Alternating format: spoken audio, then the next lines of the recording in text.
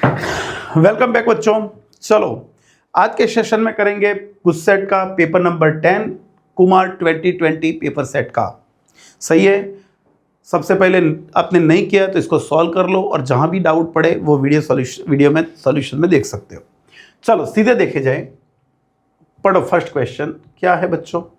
If 10:10 electrons are acquired by a body every second, हर एक second पे वो 10:10 इलेक्ट्रॉन गेन कर रही है। The time required for the body to get charge 1 coulomb.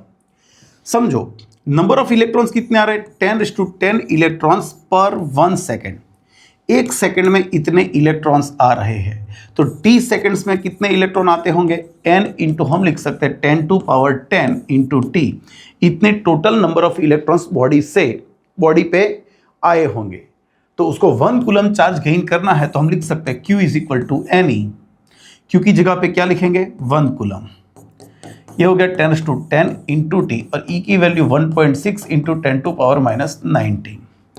तो T हो गया 1/1.6 इंटू 10⁻9। इसको करेंगे तो 0.625 इंटू 10⁻9। तो ये हो जाएगा 6.25 इंटू 10⁸ सेकेंड। ये आपको मिला टाइम। लेकिन हमको तो आवर्स में, डेज में, 2 ईयर्स, 20 ईयर्स इसमें कन्वर्ट करना है। तो याद रहे बच्चों, एक 1 ईयर की मैं सेकंड आपको करवा देता हूं तो ये होती है इतनी। वैसे आप टर्न बाय टर्न देखने जाओगे तो आपको क्या करना पड़ेगा, इसको 3600 से डिवाइड करो तो आवर में कन्वर्ट होगा। लेकिन आंसर नहीं आएगा क्योंकि काफ़ी बड़ी अमाउंट है ये। सही है। फिर आप उसको 24 से डिवाइड करोगे तो डेज में आएगा, फिर भी सेट नहीं होगा। फिर आप उसको 365 डेज में करोगे तो फिर ईयर में आएगा और वो आप देखोगे क्योंकि ये 10⁸ है और ये 7 है तो ऑलमोस्ट आपका जो आंसर है वो ईयर में ही आने वाला है। अपॉन यहाँ पे करेंगे 3.154 इंटू 10⁷। इसको अप्रॉक्सीमेटली मैं 2 बोल सकता हूँ अप्रॉक्सीमेटली, और ये 10 तो 20 ईयर्स वाला आंसर आएगा ईयर्स। तो आंसर कौन सा बैठेगा D. 2. An electron dipole of dipole moment P is placed in a uniform electric field E with parallel to E. It is then rotated by angle theta. The work done is, कोई dipole θ1 is equal to θ0 angle पे है, 0 degree पे है, पर उसका angle जो है वो 0 डिग्री पे है और उसका θ2 इज इक्वल टू हम θ एंगल पे उसको रोटेट करेंगे तो वर्क डन का फॉर्मूला क्या होता है PE। ब्रैकेट में लिखें cos θ1 माइनस cos θ2। तो यहाँ पे PE, यहाँ पे इनिशियल एंगल था cos 0 और फाइनल अपने थीटा कर दिया तो यहाँ पे लिख पाओगे PE ब्रैकेट में 1 माइनस cos θ। ये हमको वर्क डन मिलेगा। सही है बच्चों। 3. If force acting on a unit positive charge 6.4 into 10⁻³ is placed in uniform electric field is this, find the electric field। जब कोई Q चार्ज को E इलेक्ट्रिक फील्ड में रखोगे तो उस पर फोर्स लगने वाला है QE। तो E इज इक्वल टू हम क्या लिखेंगे F/Q। F कौन है बच्चों 0.128 और चार्ज आपको दिया है 6.4 इंटू 10⁻³ 2 वाला आंसर आएगा, सब 2 वाले ही है। तो यहाँ पे 128 हो जाएगा। इस 0-3 को ऊपर भेज देता हूँ अपॉन 6.4 तो ये 20 आ जाएगा 20 न्यूटन पर कूलम। चलो 4th, a 3 coulomb charge placed in uniform electric field. अरे क्या यार, 3 कूलम चार्ज है, इसको इलेक्ट्रिक फील्ड में रखा तो इतना फोर्स लगा। The potential difference between 2 points 1 centimetre apart in this field. E जितने इलेक्ट्रिक फील्ड में 2 पॉइंट लेते हैं जिनके बीच का डिफरेंस है D, तो उनके बीच का पोटेंशियल डिफरेंस होता है V is equal to ED। E की जगह पे लिख सकते हैं F/Q इंटू D। F कौन है बच्चों 3 इंटू 10⁻³ D क्या है 1 सेंटीमीटर 10⁻⁻² और Q कौन है 3। तो यहाँ पे करोगे तो आपको 10 वोल्ट मिल ही जाएगा। 5th, by increasing the charge on the plate of capacitor. चलो कैपेसिटर का हम क्या इंक्रीज कर रहे हैं, चार्ज इंक्रीज करवाना है तो हम क्या चेंज कर सकते हैं Q is equal to CV। Charge increase करना है तो 2 चीज कर सकते हैं, एक तो कैपेसिटेंस इंक्रीज कर सकते हैं, दूसरा वोल्टेज इंक्रीज कर सकते हैं, है ना।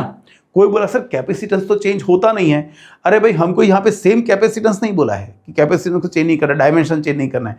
हाँ, हम बीच में कुछ मीडियम डाल देंगे, बड़ी प्लेट्स ले लेंगे, बराबर, वो चेंज कर सकते हैं। तो हम यहाँ पर पोटेंशियल डिफरेंस इंक्रीज कर सकते हैं और कैपेसिटेंस भी इंक्रीज कर सकते हैं। तो सही आंसर हम लिखेंगे डी।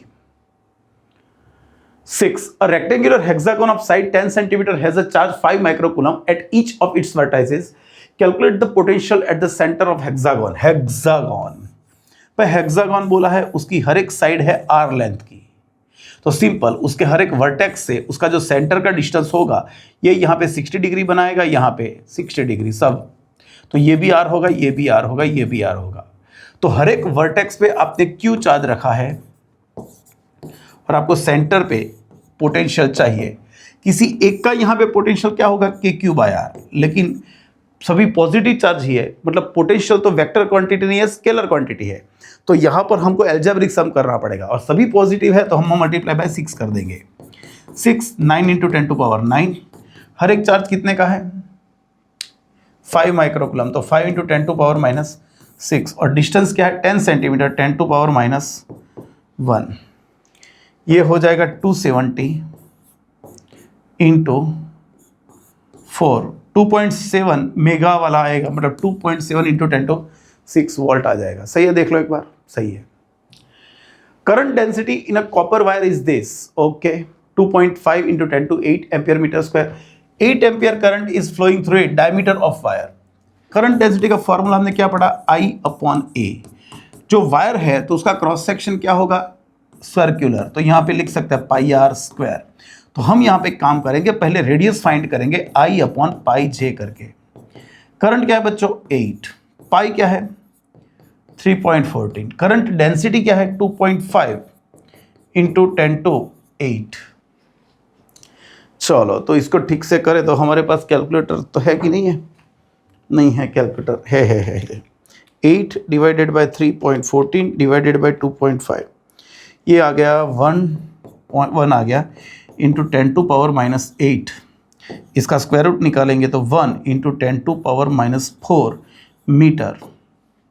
हमको मिलीमीटर में सेट करना पड़ेगा, तो 0.1 इसको मिलीमीटर लिख सकते हैं, एक पॉइंट कवर करके, लेकिन डायमीटर बोला है तो 0.2 मिलीमीटर आंसर आ जाएगा। सही है। 8. Specific resistance of manganin is 50 × 10⁻⁸ ohm meter. Resistance of cube made by 50 centimeter size will be. आपको स्पेसिफिक रेजिस्टेंस मतलब रेजिस्टिविटी दी है 50 × 10⁻⁸ ओम मीटर। हमने एक क्यूब बना दिया जिसके दो कोई भी फेसिस के बीच में आप बैटरी कनेक्ट करोगे ऐसे, तो करंट कैसे ऐसे पास होगा, तो ये उसकी लेंथ मानी जाएगी और ये वाला उसका क्रॉस सेक्शन, और क्रॉस सेक्शन क्या होगा A = L², क्योंकि क्यूब का हर एक फेस स्क्वायर होगा। तो यहाँ पे रेजिस्टेंस बोला है तो R = ρl/A। रो कितना बच्चों 50 × 10⁻⁻8, लेंथ L। अरे यार बाद में ही मैं यहाँ पर ही वैल्यू रख देता हूँ, इतना लंबा करने की क्या ज़रूरत थी। ρl/L² एक ही जगह पे, तो ये हो जाएगा ρ/L, सिर्फ डिवाइड करना था। तो ये और नीचे 50 सेंटीमीटर है तो ये 0.5 हो जाएगा। सही है। तो यहाँ पे ऊपर जाएगा तो 100 10⁻⁻6 ओम, कहाँ पर ऐसा, ये आंसर आपका आ गया। 9. 3 equal resistor connected across source of EMF together dissipate 10 watt of power. What will be the power dissipated in watt if same resistance are connected in parallel across the same source of EMF? हमने 3 resistance जो है उनको पहले कैसे connect किया था, पहले कैसे किया था अक्रॉस सोर्स। भाई पहले इसको सीरीज में कनेक्ट किया था, ऐसा सोच लो, कनेक्टेड इन सीरीज, बराबर है। तो यहाँ पे थोड़ा गलती था ना, तो हमने करेक्शन कर दिया। पहले आपके तीनों रेजिस्टेंस जो थे वो सीरीज में थे और हमने उसको V वोल्ट की बैटरी से कनेक्ट किया। फिर आपने तीनों को पैरेलल करवाया और फिर उसी बैटरी के साथ कनेक्ट किया V वोल्ट की। तीनों रेजिस्टेंस R है, समझो एक चीज, तो आपको सीरीज कनेक्शन का पावर दिया था 10 वॉट, सीरीज कनेक्शन का पावर आपको दिया है 10 वॉट, सही है बच्चों। तो आपको पैरेलल का पावर पूछा है। एक सिंपल चीज बोलूं यहां पे, दोनों कंडीशन में वोल्टेज क्या है, सेम, सप्लाई वोल्टेज सेम है, तो power is equal to V square by formula use करेंगे, तो पावर प्रोपोर्शनल टू 1/R। तो power in parallel upon power in series is equal to R in series R in parallel. Series में क्या आएगा 3R, है ना, ये 3R आएगा, और पैरेलल में आएगा R/3, तो ये ऊपर चला जाएगा 9। तो parallel is equal to 9 into PS, 9 into 10, तो यहाँ पे कितना आ जाएगा 90 वॉट। जब उनको पैरेलल में कनेक्ट करेंगे सेम सोर्स के साथ, तो वो 90 वॉट पावर यूज करेंगे। Next 10, 3 centimeter wire carrying a current of 10 ampere is placed inside a solenoid perpendicular to its axis. The magnetic field inside the solenoid is given to be 0.27 Tesla. What is the magnetic force on the wire? जो solenoid होता है उसमें magnetic field उसकी axis को क्या होता है, parallel, और वहां पे हमने वायर को रखा है परपेंडिकुलर, तो एंगल कितना 90 डिग्री हो गया। तो बी मैग्नेटिक फील्ड में रखोगे तो उस पर फोर्स क्या लग रहा है, ILB साइन थीटा, थीटा क्या ले लेंगे 90। करंट कितना पास हो रहा है उसमें से 10 एम्पियर। वायर की लेंथ क्या है 3 सेंटीमीटर, 3 इंटू 10⁻², और बी आपके पास है 0.27। ये मैं यहाँ पे दे दूंगा तो 2.7, तो ये 8.1 इंटू 10⁻² न्यूटन आपका आंसर आ ही जाएगा, सही है। ये माइनस क्या चीज होती है,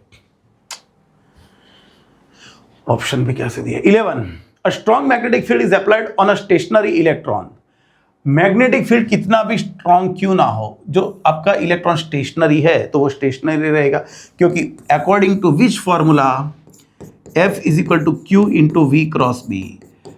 मैग्नेटिक फील्ड किसी चार्ज पे तभी फोर्स लगा पाएगा जब तक वो मोशन में है, जो स्टेशनरी हो गया तो मैग्नेटिक फोर्स भी 0 रहेगा।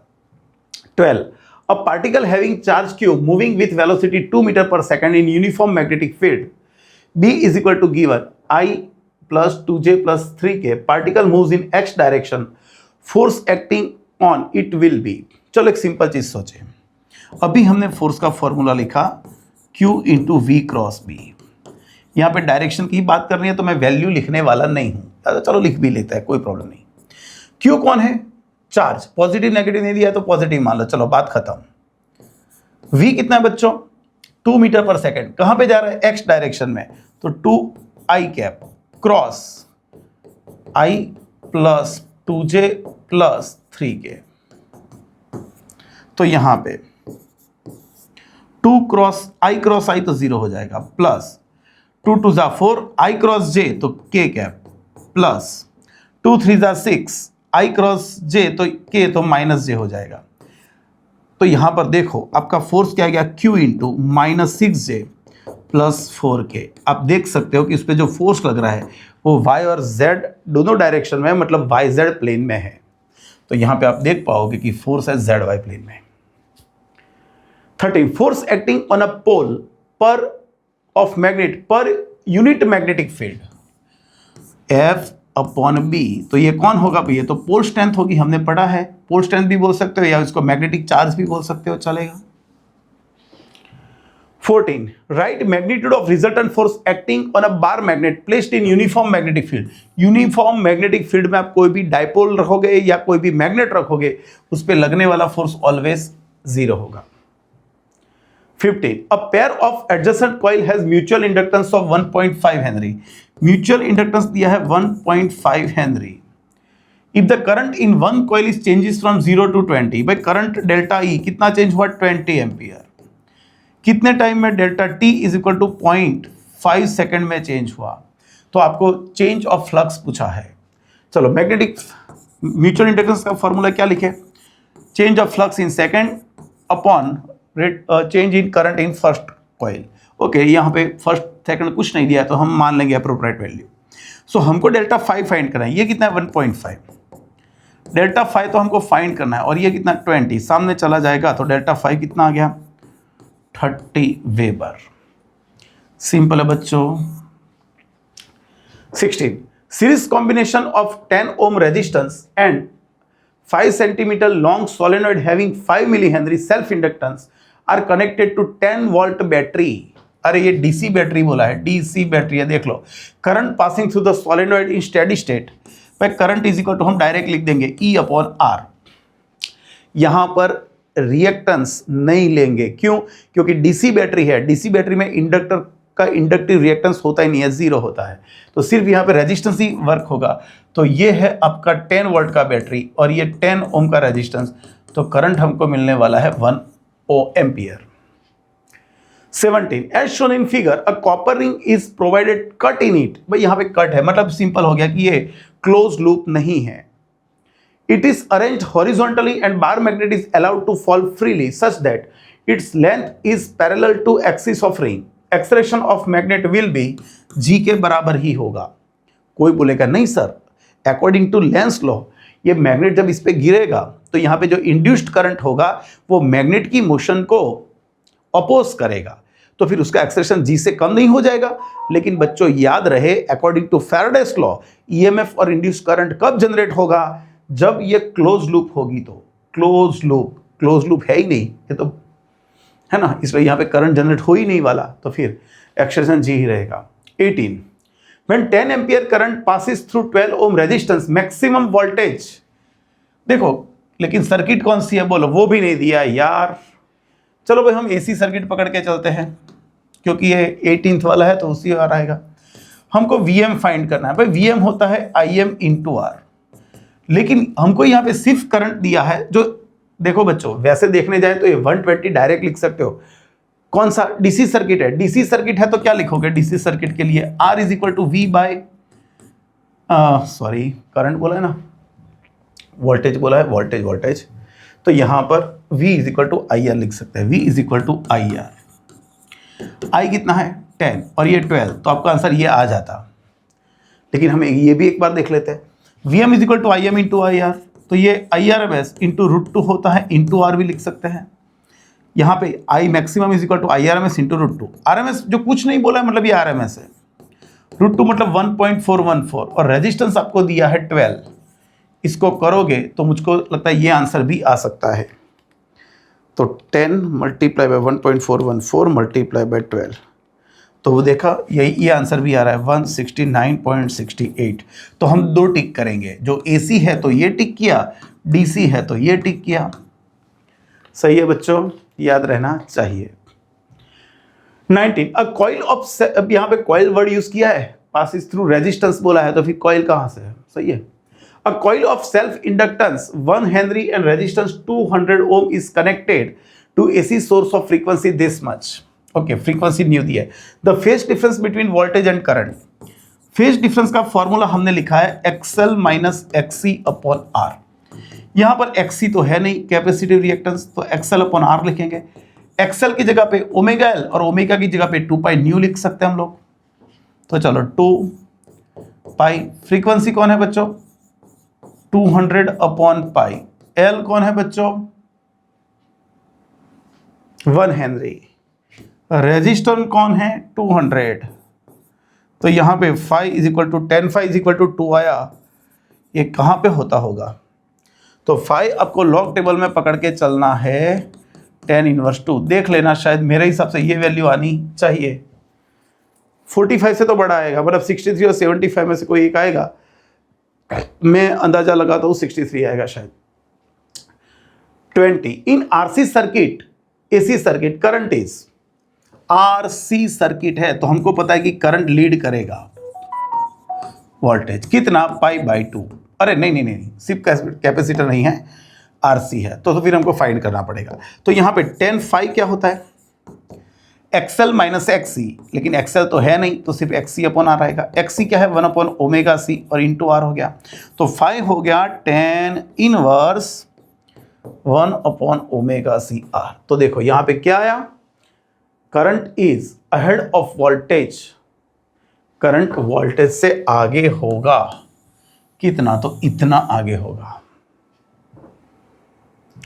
21 suppose that electric field amplitude of an electromagnetic wave is this much. Okay दिया है, एंड द वेवलेंथ आपको दी है, फ्रीक्वेंसी दी है 50 megahertz. Find the expression of B। चलो बी का एक्सप्रेशन हम देखने जाए तो यहाँ पर मैंने आगे जो पेपर हमने करवाए उसमें एक क्वेश्चन आ गया, ये रिपीट हो रहा है, लेकिन यहाँ पे गलती है, आपको प्रोपोगेशन की डायरेक्शन नहीं दी है, ई वेक्टर्स कौन सी डायरेक्शन में है वो नहीं दिया है, तो आप कैसे डिसाइड कर पाओगे बी का। हाँ प्रोपोगेशन यहाँ पे प्रोपोगेशन में चलो एक ही ऑप्शन है, एक्स डायरेक्शन में होगा, लेकिन पॉजिटिव एक्स या नेगेटिव एक्स वो भी पता नहीं है। ओके, तो हम यहाँ पे लिख सकते हैं B is equal to B zero sine, यहाँ पे लिख सकते हैं K X minus omega T. Direction हम जो प्रोपोगेशन उसका वेलोसिटी की डायरेक्शन आई है, ई वेक्टर हम उसकी जे डायरेक्शन में ले लेंगे, तो बी वेक्टर उसके हम के डायरेक्शन में ले लेंगे, तो हम यहाँ पे के वाला आंसर लिख लेंगे। लेकिन इसके लिए मुझको पहले बी जीरो फाइंड करना पड़ेगा, तो बी जीरो मुझको क्या मिलेगा, E zero by C. E zero कौन है बच्चों, 120, तो ये 120 और सी की जगह पे 3 इंटू 10 टू 8, यहाँ पे मिलेगा 40 into 10 to power minus 8, 4 into 10 to power minus 7, तो हमारा थोड़ा काम हो गया, 4 into 10 to power minus 7 sine. K कौन है बच्चों, के का वैल्यू तो पता नहीं है, लेकिन मुझको फ्रीक्वेंसी दी है, तो मुझको सबसे पहले ओमेगा मिल जाएगा, मुझको सबसे पहले ओमेगा मिल जाएगा।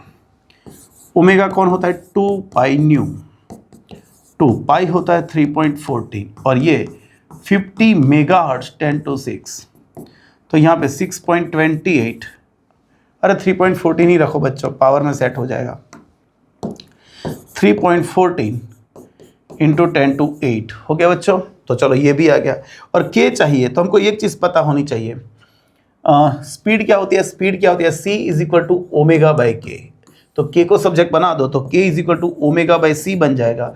ओमेगा कितना है, 3.14 into 10 to 8 upon 3 into 10 to 8, vacuum में ले लेते हैं स्पीड, तो के आपका आ गया 3.14 अपॉन 3, 1.04667, मतलब 1.04667 ले लेते, चलो इतने रेडियन पर सेकेंड आ गया, रेडियन पर मीटर, ये रेडियन पर सेकेंड होगा, तो यहाँ पे वैल्यू रख दे, तो के कौन है 1.047x माइनस ये कौन है 3.14 इंटू 10 टू पावर 8, यहाँ पे मैं के कैरेट टेस्ला लिख सकता हूँ, तो आंसर कौन सा सेट हो जाएगा देखो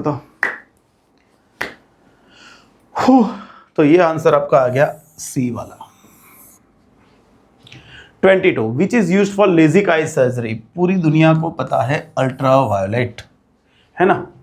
23 green light of wavelength 5460 angstrom is incident on an air glass interface. If refractive index of glass is 1.5, the wavelength of light in glass, हमको पता होना चाहिए कि wavelength is proportional to 1 upon n refractive index, तो हमको glass में find करना है, अपॉन एयर में दिया है, तो lambda glass upon lambda air, तो यहाँ पे उल्टा होगा N air upon N glass, तो lambda glass is equal to ये आपका 1 है, ये आपको 1.5 दिया है, और लैम्बडा एयर वाला यहाँ पे आएगा 5460 एंगस्ट्रॉम, तो यहाँ पे 3/2 करेंगे तो 18, 20, 3640 वाला आंसर सेट हो जाएगा।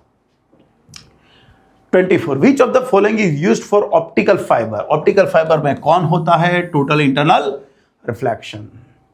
25 two lenses of power -15 dioptre and +5 dioptre are in contact with each other, the focal length, equivalent focal length का फॉर्मूला हम लिखते हैं 1/f is equal to 1/f1 plus 1/f2, लेकिन बच्चों ये तो पावर है P1 प्लस P2, तो देखो P1 कौन है -15 डायोप्टर, P2 कौन है +5 डायोप्टर, तो ये बन गया -10 डायोप्टर, तो फोकल लेंथ आपको मिल जाएगी 1/-10 मीटर, क्योंकि डायोप्टर होता है मीटर इनवर्स, तो ये तो आपको यहाँ पे मिलने वाला है -0.1 मीटर, लेकिन सेंटीमीटर में करेंगे तो -10 centimetre.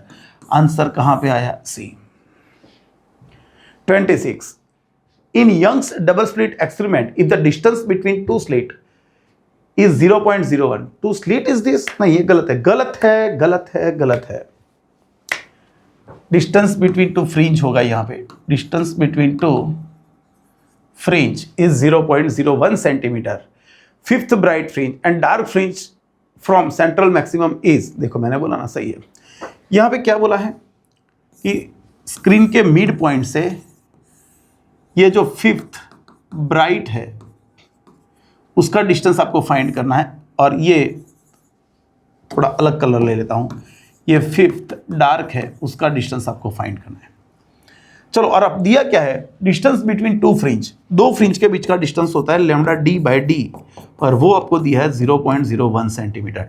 Distance between to fringes, उनके बीच का डिस्टेंस इतना होता है। अभी आपको बोला है ब्राइट के लिए। चलो, मुझको पता है बच्चों कि पाथ डिफरेंस होता है X D by D is equal to M lambda. किसके लिए? ब्राइट के लिए। मुझको एक्स डिस्टेंस फाइंड करना है, कौन सी फ्रिंज के लिए? ब्राइट फिफ्थ के लिए।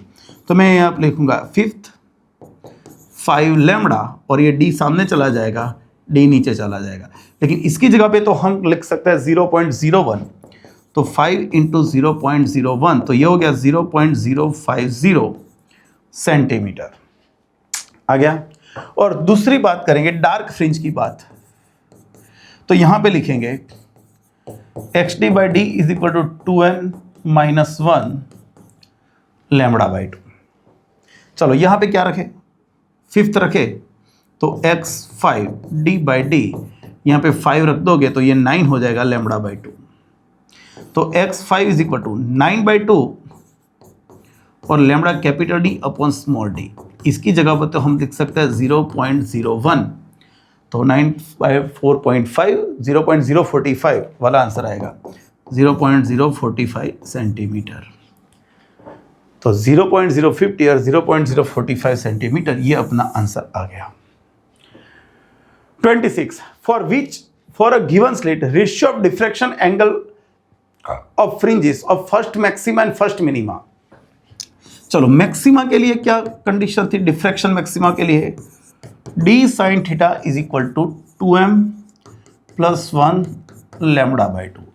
फर्स्ट मैक्सिमा चाहिए, फर्स्ट मैक्सिमा, तो मैं यहां पे लिख देता हूं उसका एंगल फर्स्ट, अरे क्या लिखो फर्स्ट, अरे नहीं कुछ अलग लिखते हैं, ब्राइट लिख देता हूँ, ब्राइट लिख देता हूँ फर्स्ट मैक्सिमा, और यहाँ पे 1 लिखूंगा तो क्या होगा 3 लैम्डा बाई 2, इक्वेशन नंबर 1। और मिनिमा के लिए क्या थी condition? d sine theta is equal to m lambda, लेकिन फर्स्ट यहाँ पे लिखेंगे d साइन डार्क लिख देता है, चलो है ना थीटा, तो ये हो गया लैम्डा। इन दोनों का रेशियो करोगे तो sine theta b upon sine theta dark, तो ये हो जाएगा 3/2। ये दोनों फर्स्ट ऑर्डर की है, तो आंसर आपका आ जाएगा यहाँ पे 3/2। 28 obtain at angle of incidence equal to critical is called critical ray. Okay, समझो आप एक चीज, जब रे आपका डेंसर मीडियम से रेरर मीडियम में जा रहा था, तो यहाँ पे दो चीजें हो रही है, इसका पार्शियल रिफ्लेक्शन भी होगा और उसका रिफ्रैक्शन भी होता है। जब कोई रे यहाँ पे इंसिडेंट करेगा कोई सरफेस पे, तो यहाँ से दो चीज़ें होगी, एक रिफ्रैक्शन भी होगा, एक रिफ्लेक्शन भी होगा। लेकिन हमने बच्चों पढ़ा है कि जब ये रे क्रिटिकल एंगल पे इंसिडेंट करेगा तो आपका रिफ्रैक्टेड रे पैरेलल जाएगा, और उस वक्त जो आपको ये रिफ्लेक्शन एंगल मिलेगा, रे मिलेगा, उसी को बोलते हैं क्रिटिकल रे। क्या बोलेंगे? क्रिटिकल रे। Reflected ray eight critical angle is called critical रे। क्रिटिकल एंगल है ना, तो कौन आ गया? Reflected ray. 29 number of photo electron emitted by light with frequency f is proportional to what? Frequency is threshold frequency. Number of photon, भाई number of photon तो किस पे डिपेंड करता है? इंटेंसिटी पे डिपेंड करता है, वो फ्रीक्वेंसी पे डिपेंड नहीं करते हैं। 30 if the mass of neutron is this then de Broglie wavelength of neutron of energy this much। हमने पढ़ा है जो कोई पार्टिकल है जिसका मास है m, उसकी काइनेटिक एनर्जी k है, तो उसकी दी ब्रोगली वेवलेंथ होती है lambda is equal to h upon under root 2mk। तो h की जगह पे लिखेंगे 6.6 इंटू 10 टू पावर माइनस 34, 2 की जगह पे लिखेंगे 2 ही। प्रोटॉन कौन बोला है? न्यूट्रॉन बोला है, तो 1.7 इंटू 10 टू पावर माइनस 27, और काइनेटिक एनर्जी 3 ev को हम कन्वर्ट करेंगे जूल में। तो बच्चों सबसे पहले तो ये हो गया 6.6, अरे 2 नहीं लिखना है, इंटू 10 टू पावर माइनस 34 पहले पावर को सेट कर लो तो सिंपल हो जाएगा। -27 -90 तो ये -46 हुआ, इवन पावर हुई तो इसका स्क्वायर रूट निकलेगा, तो यहाँ पे -23 कर सकते हो आप, सही है। और अभी आपको इन सब का स्क्वायर रूट निकालना है मल्टीप्लाई करके, 2 multiply by 1.7 multiply by 3 multiply by 1.6 equal to square root, तो ये 4.03 आएगा। 6.6 डिवाइडेड बाय 4 ये 1.65 आ रहा है कुछ, और ये हो जाएगा -11 मीटर। तो कहाँ पर ऐसा आंसर आपको मिलेगा सी में, सही है बच्चों। 31 what is the de Broglie wavelength associated with ball of mass 150 gram travelling 30 metre per second. अरे वापस एक चीज बोलो, क्या ये चैप्टर में यही पूछने लायक है? नहीं भाई, बहुत और चीजें भी है। तो 6.6 इंटू 10⁻⁻34 मास इज गिवन 150 ग्राम मतलब 0.15 kg, और ये 30 कर लो। चलो इसको 1.47 ही आएगा। ये क्या होगा? 4.5 होगा ना। ये क्या होगा? 10 यार यहाँ पर दे दो तो 1.5 इंटू 3 4.5, ये 1.47 ये वाला आंसर आएगा। कर लेना अपने हिसाब से। 32 linear momentum of electron revolving in nth orbit of atom p is equal to nh/2πr if r is equal to 10⁻⁻15 metre is the radius of orbit, then the linear momentum in ground state will have, okay, हमको यहाँ पे formula भी दिया है और हमको दिमाग चलाना भी नहीं है। लीनियर मोमेंटम यही तो है बच्चों। n कितना है? ग्राउंड स्टेट बोला है 1, h कितना ले ले 6.625 इंटू 10⁻⁻34, 2 पाई बोले तो 3.14 और रेडियस है आपका 10⁻⁻15, तो ये 1 पॉइंट समथिंग आएगा। ये 6.28 ऊपर कट कर देंगे तो 1.054 ऐसी डिजिट्स दिख रहे हैं, तो मैं ये लिख रहा हूँ, और इंटू -19 कहाँ पर ऐसा आंसर, तो आपको सी में मिल जाएगा, सही है। 33 देख लो आंसर सही है ना। ओके वैसे तो मुझको तो सही दिख रहा है, देख लेना एक बार। Ionisation energy is maximum for, किसके आयोनाइजेशन एनर्जी मैक्सिमम है? जो बिल्कुल कुछ काम के नहीं है। कौन? Noble gases. कौन है? नोबल गैसेस, जो कुछ काम के ही नहीं है उनके। और सबसे मिनिमम आयोनाइजेशन एनर्जी किसकी? अल्कलीज की, याद रखना। A 10 kg satellite circles Earth once every 2 hours in an orbit having a radius of 8,000 km. Assuming that Bohr's angular momentum postulate applies to satellite just as it does to an electron in the hydrogen atom, find the quantum number of orbit of the satellite. देखो Bohr model हम किसको apply करते हैं? Electron को, लेकिन वही model हमको apply करना है किसको? सैटेलाइट को। तो angular momentum of satellite is equal to nh/2π, तो क्वांटम नंबर फाइंड करना है तो 2πmvr अपॉन यहाँ पे h कर सकते हैं। चलो h 2 पाई कितना? 3.14। मास कितना है बच्चों? 10 kg है सर, सैटेलाइट का मास 10 kg। उसकी स्पीड आपको दी है? स्पीड नहीं दी है, तो एक काम करेंगे बच्चों, एक काम करेंगे हम उसको पहले स्पीड फाइंड करेंगे। अभी समझो वो हर 2 घंटे में एक चक्कर लगा रहा है, कितने रेडियस पे? इतने। तो स्पीड क्या होती है? एक चक्कर लगाने के डिस्टेंस अपॉन टाइम। एक चक्कर लगाया तो 2πr। कितने घंटे में लगाया? 2 घंटे में, तो वो आपका टाइम पीरियड हो गया कि नहीं? ये आपको टाइम पीरियड दिया है वंस एवरी 2 आवर, तो 2 घंटे में एक चक्कर, मतलब वो आपका टाइम पीरियड हो गया। मैं यहाँ पे लिख दूंगा तो 2πm, v की जगह पे लिखेंगे 2πr इंटू आर, तो आर स्क्वायर हो गया अपॉन t अपॉन h। कर लो अभी। 2 into 2 4, pi into pi square, m R square upon H T. चलो लिखे 4, पाई स्क्वायर को 10 बोल दो यार, पाई स्क्वायर को 10 बोल सकते हो। मास क्या है इसका? 10। रेडियस क्या है बच्चों? 8 इंटू 10⁶, 8000 किलोमीटर है, तो 8 इंटू 10⁶ मीटर होगा। अपॉन h की वैल्यू क्या है? 6.625 इंटू 10⁻⁻34, और time period 2 our into 3600 second. तो चलो इसको करें ठीक से। तो 4, इसमें 100 गिन ही लेता हूँ, ये 2 यहाँ पे कट हो जाएंगे ना, इसलिए तो 4 into 64 okay, divided by 6.625 divided by 2 divided by 36, 0.5366, 0.53 चलेगा, इंटू 10 टू क्या हो जाएगा ये 46 जैसा कुछ आ रहा है, मतलब यहाँ पे प्लस 45 आंसर आपका आ ही जाएगा। ये वाला पावर सेट कर लो, ये आंसर हो जाएगा सेट। सही है। 35 the energy released when one electron and one positron combined. हमने सन में प्रोटॉन प्रोटॉन साइकिल में देखा था कि एक पॉजिट्रॉन और एक इलेक्ट्रॉन जब कंबाइंड होते हैं तो गैमा फोटोन एमिट होता है, जिनकी एनर्जी होती है 1.02 मेगा ईवी।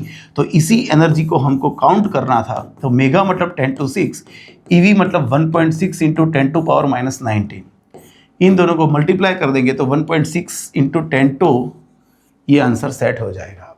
सही है। 36 which of the following is true for the value of n upon z for nuclei of heavy elements which are found stable.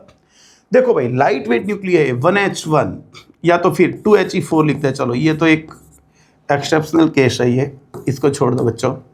हाँ, तो यहाँ पर बात करेंगे 2He4, तो इसमें z हमको रेशियो चाहिए n अपॉन z, तो इसमें z 2 है, न्यूट्रॉन भी 2 है। फिर आप 3 लिथियम 6 लिखोगे, उसमें 3 3 है। आप 10 नियॉन 20 लिखोगे तो उसमें 10 10 है। तो यहाँ तक तो ठीक था कि n अपॉन z रेशियो 1 हो रहा है, लेकिन हम हैवी न्यूक्लियस की तरफ जा रहे हैं। तो हैवी न्यूक्लियस में आप जब चाहोगे, मान लो कि हम 26 Fe56 लेंगे, तो ये रेशियो 1 से बड़ा होगा। सही है ना। हाँ, तो ग्रेटर देन 1 होगा लेकिन लेस देन 2 होगा। ऐसा कोई नहीं है जिसमें प्रोटॉन से न्यूट्रॉन डबल हो, मतलब ये सिर्फ ठीक बैठेगा। 37 1 U इज इक्वल टू कितनी एनर्जी? अरे पूरी दुनिया को पता है 1 U इक्वल टू, अरे ये नहीं लिख सकते, ये नहीं लिख सकते। देखो मैंने जल्दबाजी में भी गलती कर देता, मैं जल्दबाजी में गलती कर देता। ये आंसर आएगा, क्यों समझो आप। ये कौन है? मास है, मास। तो 1 U का मास है ये, और उसकी एनर्जी क्या होती है? 931.5 मेगा ईवी। एनर्जी की बात करेंगे तो, लेकिन हमको तो मास को कंपेयर करना है, तो E is equal to mc square. तो मास क्या होगा? E upon C square. E कौन होगा बच्चों? 931.5 mega eV upon C square, वो लिखना पड़ेगा। सही है। 38 the ratio of number of density of free electron and hole in p time semiconductor. इसका रेशियो चाहिए, number density of free electron and number density of hole. और p type semiconductor है तो हमको पता होना चाहिए कि होल की डेंसिटी काफ़ी ज़्यादा होती है, तो डिनोमिनेटर बड़ा होगा तो ये रेशियो 1 से छोटा आएगा। 39 if one aluminium atom added to 10⁹ per atom of silicon the charge on hole in 1 mole. चलो हमने कितनी इंप्योरिटी ऐड की? होल की। एल्यूमिनियम किया मतलब होल जनरेट होंगे, तो होल का पर मोल, 1 मोल मतलब 10 टू 23, लेकिन हमने जितने मोल थे, जितने सिलिकॉन के एटम थे, उतनी इंप्योरिटी ऐड नहीं की। हर एक पर 10⁹ सिलिकॉन, पर 10⁹ सिलिकॉन हमने एक इंप्योरिटी ऐड की, तो टोटल नंबर ऑफ इंप्योरिटी हो गई 10⁻23 अपॉन 10⁹, ये 14 हो जाएगा। लेकिन हमको तो चार्ज चाहिए, तो मैं यहाँ पे कर सकता हूँ Ne, यह है 10⁻14 और ये हो जाएगा 1.6 इंटू 10 टू पावर माइनस 19। तो 1.6 इंटू 10 टू पावर माइनस 5, ये आपको आंसर मिलेगा। 40 calculate the current flowing through the diode in the following circuit. भाई यहाँ पे आप देख पाओगे कि ये P है, ये N है। सबसे पहले तो डिसाइड करो ये फॉरवर्ड है कि रिवर्स है। फॉरवर्ड होने के लिए पॉजिटिव होना चाहिए, नेगेटिव होना चाहिए। तो बच्चों यहाँ पर तो दोनों पॉजिटिव दिख रहे हैं, ये भी 2 वोल्ट, ये भी 1 वोल्ट है, लेकिन हमने पढ़ा है कि potential is not important, potential difference is important. तो जिसका पोटेंशियल ज्यादा होगा वो पॉजिटिव टर्मिनल, जिसका पोटेंशियल कम होगा वो नेगेटिव टर्मिनल। तो ये 1 वोल्ट, ये 2 वोल्ट, तो ये पॉजिटिव टर्मिनल है और ये नेगेटिव टर्मिनल। तो बच्चों ये तो रिवर्स बायस हो गया, ये तो रिवर्स बायस हो गया। कौन हो गया? Reverse bias. तो फिर करंट ही पास नहीं होगा इसमें। सही है। मान लो कि फॉरवर्ड बायस होता तो हम क्या करते? जो फॉरवर्ड होता तो हम लिखते delta V upon delta I, तो फिर डिफरेंस होता 2 - 1 और रेजिस्टेंस आपका ये मिल जाता 2 into 10 to power minus 2 ampere, इसको 20 मिली एम्पियर लिख सकते थे, लेकिन कब? इफ FB होता तो, फेसबुक नहीं बच्चों, फॉरवर्ड बायस होता तो, लेकिन अभी तो आंसर 0 ही आएगा। सही है। नेक्स्ट, ओके, खत्म हो गए 40 पक्का। तो नेक्स्ट लेक्चर में मिलेंगे MCQ पेपर नंबर 11 के साथ, लेकिन तब तक मेहनत करते रहना, गिनते रहना।